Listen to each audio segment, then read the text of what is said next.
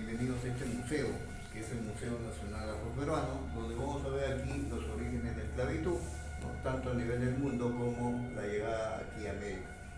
Bien, sabemos que la esclavitud es el sometimiento del hombre por el hombre, ¿no? Que se llevó a cabo en la antigua Grecia como también en la antigua Roma. Roma antigua tenía un poder económico muy grande porque ellos ganaban sus batallas bélicas. Y como ganaban sus batallas bélicas, ellos hacían esclavos a varios pueblos. ¿Y cuáles eran esos pueblos esclavos? Los grecos, los árabes, los judíos, los palestinos. Todos ellos eran, ¿no?, esclavos de Roma antigua. Estamos hablando del siglo XIII.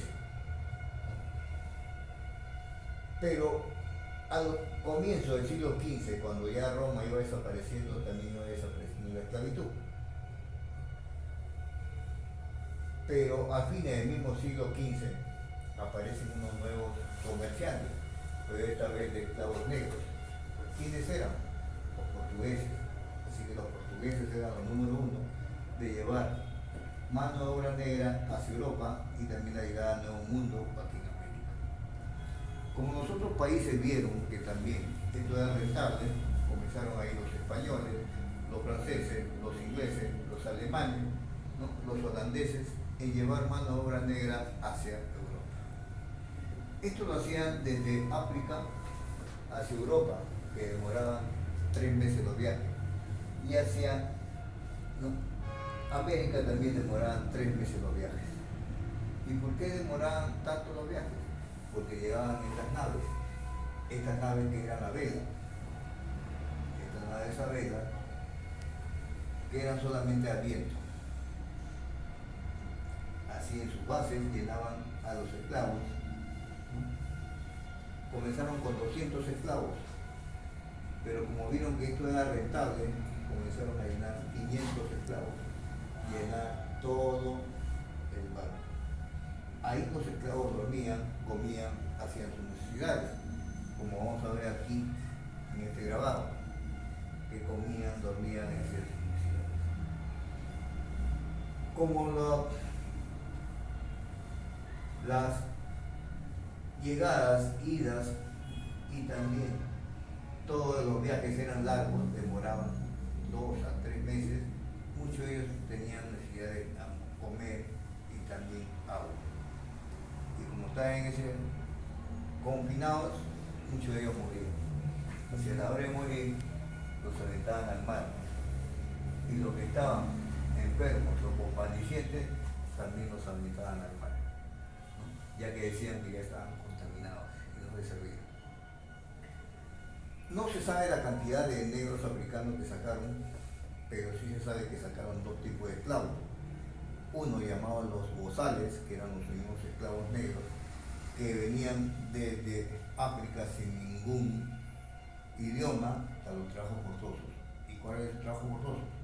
Hacer minas, carreteras, casas, terrenos. Y los ladinos, que eran los mismos esclavos negros que salían de África, ¿no?, que eran para los trabajos domésticos, ¿no?, porque ya habían convivido o vivido parte de América y Europa. Así que tenemos 2 tipos de esclavos, bozales y ladinos.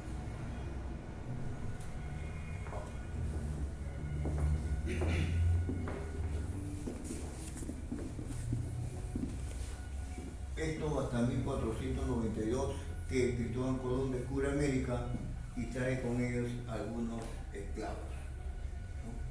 Pero todo esto se consolida con la llegada de Francisco Pizarro, ya que Francisco Pizarro tuvo luz verde de los reyes católicos de España para traer mano de obra negra. Aquí también había mano de obra indígena, pero como lo vieron pequeños y delgados, prefirieron traer mano de obra negra. Así que los españoles mayormente sacaban desde el África, desde Angola, desde Guinea y Angola, ¿no?, en África. Lo llevaban hasta Cartagena, India, que actualmente es Colombia, Portobelo, que es parte de Panamá, y Veracruz, que es parte de México. Así que lo llevaban hasta estos puertos, y de esos puertos lo llevaban hasta el puerto del Callao, Ya en el puerto del Callao desembarcaban a los esclavos y los traían hasta el Malambo. ¿Dónde está actualmente el Malambo? Donde es el distrito de Rima, ahí el Malambo. Ahí era la factoría o el depósito de esclavos. Depósito porque ahí dejaban a los esclavos hasta su alquiler o venta. ¿Y cuánto valía un esclavo? Dependiendo de su edad, de su sexo y también de su habilidad, que estaba entre 300 y 400 pesos cada esclavo. Ya las personas que compraban el esclavo le daban su sello o su marca. El sello es marca tipo vacuno, ¿no? Tipo de red, donde le podían poner en la espalda, en el brazo o en el glúteo. Los marcaban. ¿Para qué? Para saber quién había comprado el esclavo. Ya que si el esclavo escapaba, ya sabía quién era su dueño. Y ahí vamos a observar las diferentes marcas o sellos de las personas que compraban los esclavos. Ahí están diferentes marcas. Ahora, si el esclavo escapaba, ¿no? Si el esclavo escapaba y su captura demoraba 10 días, le daban el castigo de los azotes o latigazos, donde vamos a observar que mínimo, ¿no? En 10 días de su captura, mínimo le dan 50 azotes, mínimo. Y máximo le podían dar 100 azotes. Mínimo 50 y máximo 100, en 10 días de captura. Si su captura demoraba más de 20 días, le cortaban un pie. Y si demoraba un mes, o más de un mes, lo mataban, lo ahorcaban. Con escarmiento para otros. Y aquí vamos a ver dos castigos más. El arco o rueda y el tronco. Donde ustedes están viendo que lo ataban en un tronco y también en una rueda. Aparte que lo ataban en la rueda en el campo, le echaban miel a todo el cuerpo. La miel en todo el cuerpo a la persona le picaban los insectos, las hormigas, todo le picaban a esa persona. Son castigos que se le daban. Y estos son unos grilletes que se usaron en ese tiempo, ¿no? Grilletes como, ¿no?, la que usan las esposas actualmente de la policía, ¿no?, para que no escape. Señor, ¿y qué tiene que ver con el Guamampoma sus dibujos? Solamente los dibujos que ponen lo que él escribió. Una muestra. Los esclavos, ¿no? Guamampoma era después ya de... Sí. Aquí vamos a ver sus grupos sociales y castas, ¿no? ¿Qué cosa quiere decir grupos sociales y castas? En ese tiempo, los españoles no querían que su casta, ¿no?, ni su raza se mezclen, querían que su raza y su casta sean puras. Así que ellos buscaron un grupo social especial, que ellos decían. ¿Cuál es el grupo social o especial que ellos querían? Que solamente se casaran españoles con españoles, indígenas con indígenas y negros con negros. Eso era lo ideal para ellos. Pero eso nunca se dio. ¿Por qué? Porque cuando llega Pizarro, ¿no?, ya había mucho mestizaje entre negros e indígenas, indígenas con españoles, españoles con negros, españoles con indígenas, ya había una mezcla total. ¿No? Ese cuando vino Pizarro. En la colonia también. Cuando llega, ¿no?, el virreinato, quería parar todo esto y ya no pudieron hacer nada. Así que ahí nacen las castas, como vemos acá, todas las castas. Donde el primer tronco vamos a ver que un español se casa con una negra, sale el mulato, que es una persona más blanca. El mulato con español, un tercerón, que es un poco más blanco. El cuarterón más blanco y el quinterón también.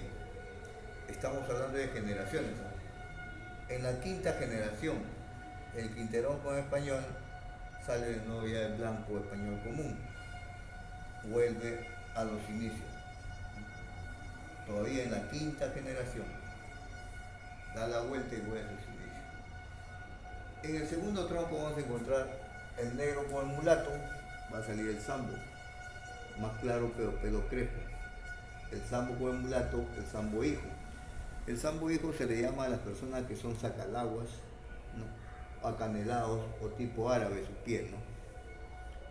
Este sambo hijo con el mulato, el tente en el aire.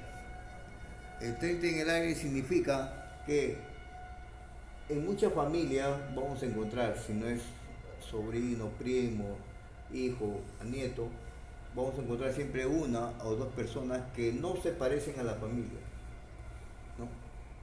Ese se llama el tente en el aire. Son de la familia pero no se parecen a ellos.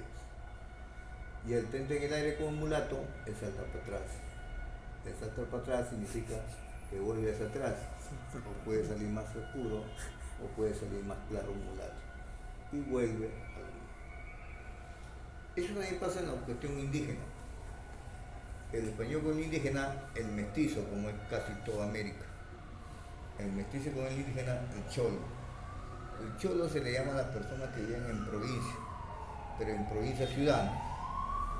Y la palabra cholo viene de las personas que trabajan en las costas, en las chalas o los chaleros, ¿no? Que llevan la chala. El cholo con el indígena, el tente en el aire. Y el tente en el aire con el indígena, el salta para atrás. O sale más español o sale más indígena. Ejemplos, Cajamarca, tenemos Cusco, Arequipa, Amazonas, Apurímac. Y el último tronco encontraremos al indígena con el negro, el chino. Pero el chino en sí no es, ¿no? Tenemos Chiclayo, Piura, Tumbes, ¿no? Las comunidades chaningas. Este es chino con el negro, el rechino o criollo. Acá también tenemos un ejemplo, un comediante, que es Melcochita, ¿no? Chino, negro. Y este rechino con el negro, el torna para atrás, que significa vuelve hacia atrás. De nuevo empieza la rueda. Así son todas estas castas que hay y va a haber siempre. 4 castas. Ahí está.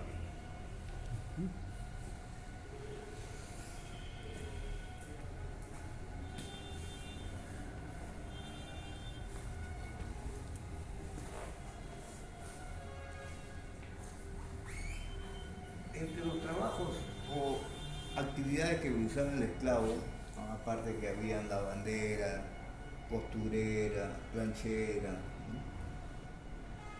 Leñadera, ¿no? Muchas actividades que había en ese tiempo o trabajos que realizaban los esclavos, había uno que era buscadito por los españoles.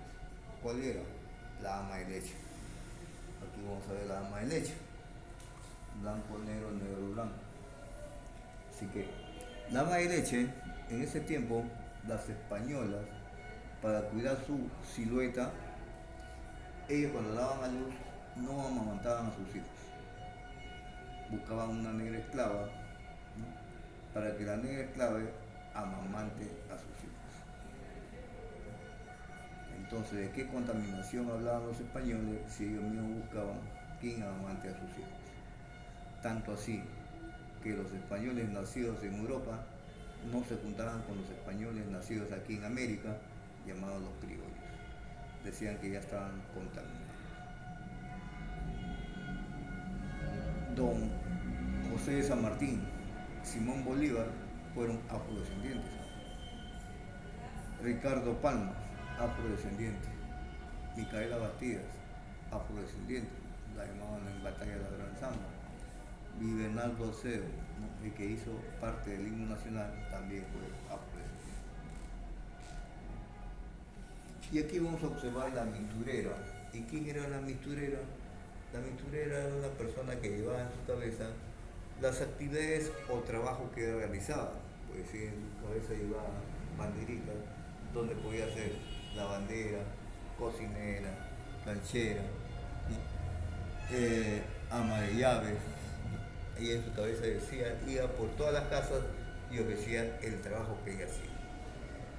Por eso le decían la misturera, como decía actualmente ahora, 1000 oficios. Los 1000 oficios que la famosa misturera.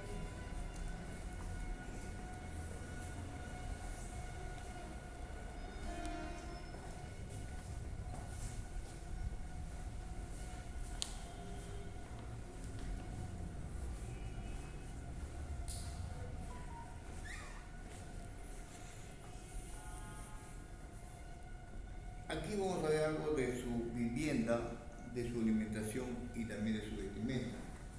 En su vivienda, ellos vivían en las haciendas, no podían salir de las haciendas, vivían en los linderos de las haciendas y ahí armaban sus galpones o corrales que llamaban ellos sus carros, ¿no? En las linderos de las haciendas.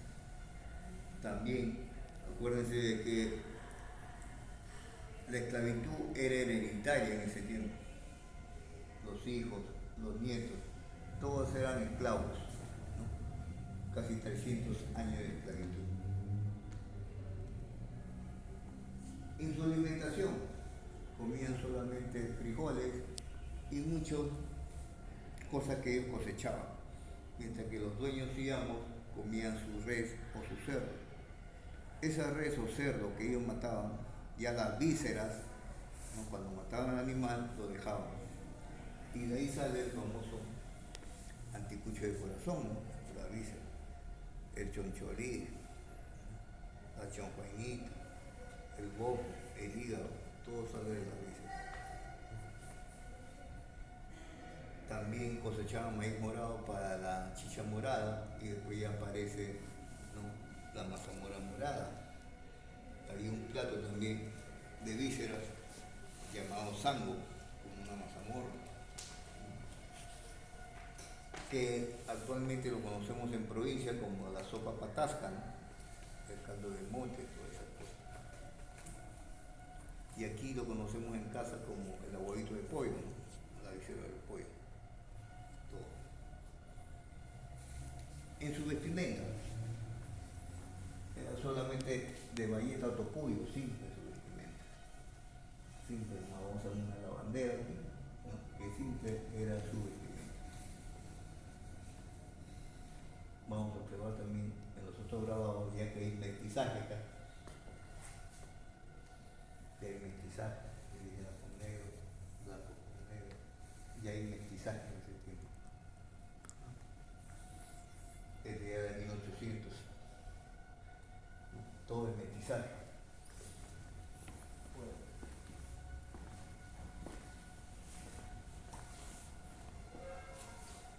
En su religión, acuérdense de que ellos en África eran libres, tenían sus cerdos, tenían sus tribus, tenían, ¿no? Su familia, tenían sus dioses, ¿no? En el África.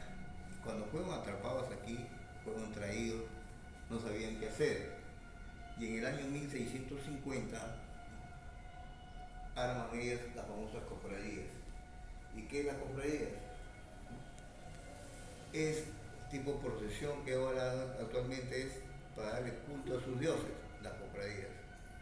Ponen una cofradía para darle culto a ellos, a sus dioses de ellos. Ahí aprovechó la corona española en mandar una cédula real con un decreto supremo para que todas las haciendas coloquen siempre una iglesia o capilla, para así, ¿no? Convertir a los esclavos en cristianos. Y se hizo, porque ahí nace el Señor de los Milagros. El Señor de los Milagros nace, ¿no? Ya en el año 1650, cuando un negro africano, ¿no? Angoleño, esclavo, plasma o pinta en un muro que está en la Nazarena, en la iglesia, a Cristo en la cruz. Y en el 1655 un gran terremoto destruye Lima, destruye el Callao, y ese muro se queda en pie, ¿no? Donde había pintado el negro esclavo. En 1687 hubo también un gran terremoto que destruyó Lima, destruyó el Callao, hundió el Callao, medio Callao estaba bajo el mar, ¿no? Y esa pared no se hizo nunca nada. Desde el año 1687, ¿no? Mandan a pintar en óleo esa pintura, ¿no? Que sale anualmente en el mes de octubre con la imagen del Señor de los Milagros. Desde el año 1687 viene a ser la procesión del Señor de los Milagros. Y de ahí también nacen los santos, como Santa Rosa de Lima y San Martín de Porres, ¿no? Ya que San Martín de Porres su mamá una mulata panameña. Él tenía una hermana muy blanca que salía a España. Él no podía salir de España porque salía lo llevaban como esclavo, ¿no? Ya que era negro. Así que ahí nace en 1579. Su primer voto de obediencia y castidad le da a la iglesia en 1603. Muere a los 60 años de edad y lo canonizan un 6 de mayo de 1962 por el Papa Juan Pablo XXIII. Pero ahora de canonizarlo tenía que buscarle milagros. Así que él tenía el milagro de elevarse en el aire y rezar en el aire, San Martín. Después tenía que yo te curo, Dios te sana. Tenía el don de agarrar a las personas y curarlas. Y la tercera era la bilocación. Estaba aquí y lo veían por distintos lugares. La bilocación. Y por eso lo hicieron santo. Así que San Martín, ¿no?, es el primer santo negro en toda América. Desde México hasta Chile y también en Filipinas, que lo han visto. ¿No? Sin salir de aquí. No podía salir de aquí.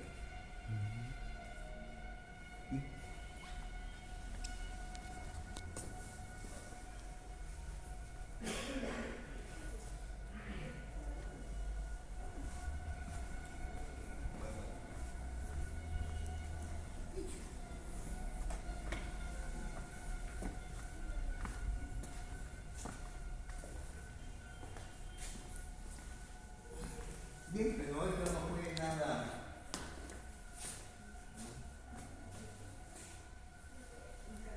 Aquí vamos a ver su baile, la zamacueca, el baile del negrito, el son del diablito, su música que le hicieron acá, unas famosas, ¿no? Aquí. Los instrumentos musicales que nacieron aquí, ¿no? Por ejemplo, como esta calabaza, ¿no?, donde con esto comenzaron a tocar primero, ¿no? Comenzaron a tocar la calabaza, con la calabaza, la famosa quijada de burro, la quijada de burro.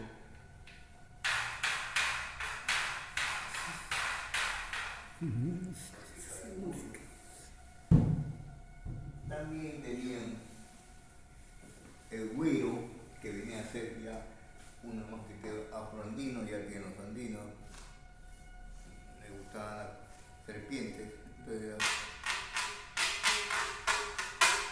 ¿no?, el famoso güiro. Después acá tenemos parte de lo que es, ¿no?, la quijada del burro. Y hay una cajita. Esa cajita era para la limosna, para pedir monedas, ¿no? O la limosna. Hay que la limosna, o estaban, y como tenía buen sonido,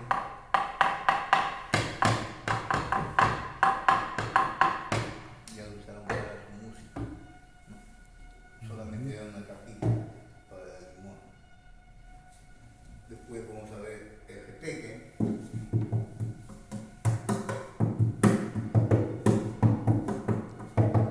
Que el repeque ya es más, un poco más africano, ya que ellos lo pusieron, ¿no?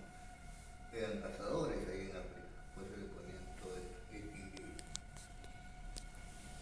Tenemos el bongo o bongo, que ya es más africano, el estilo, ¿no?, ya circular y con cuero de vaca.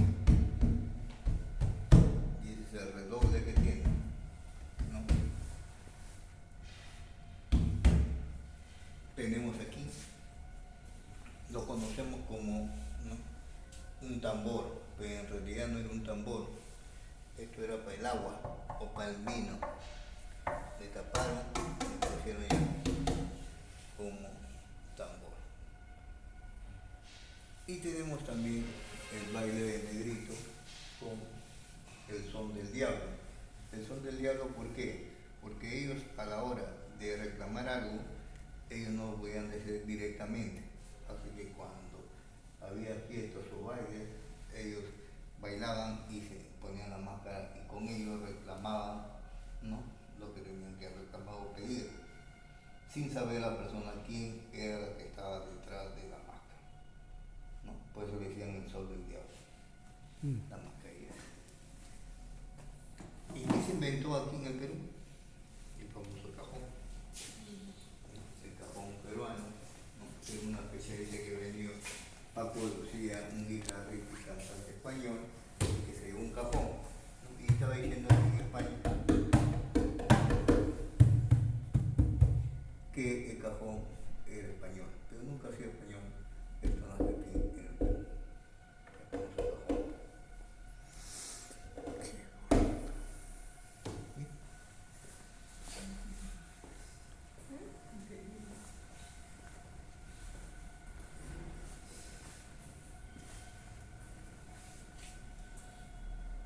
Ya aquí tenemos parte de bandolerismo, ¿no? El bandolerismo nace, ¿por qué nace el bandolerismo? El bandolerismo nace porque como ellos eran, ¿no?, esclavos, muchos de ellos eran maltratados, sus esposos a veces violados, ¿no? Entonces se escapan. Una vez que se escapan se van para los montes.